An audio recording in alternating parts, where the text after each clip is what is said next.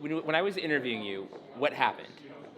You know what I'm getting at. He just like talked about himself the whole time. No.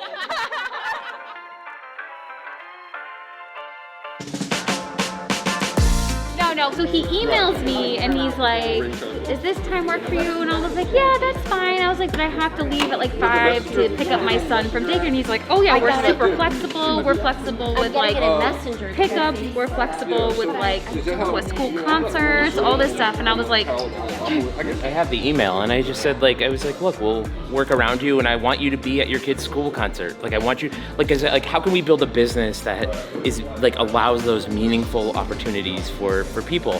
And really, I think we're doing it wrong if we're not doing it.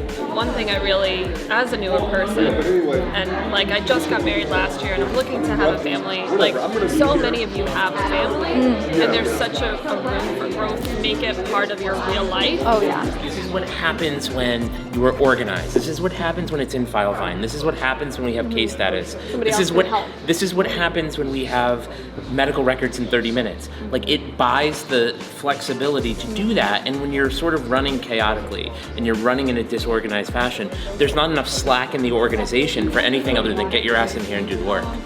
Knowing that the people that are in charge of the company are very empathetic to that, and they want you to be able to have a life and achieve personal goals and be able to work around that is such a big deal to me.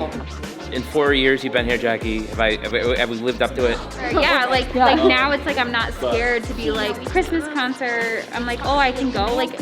I'm gonna just make up the time and I can be there, watch my son sing.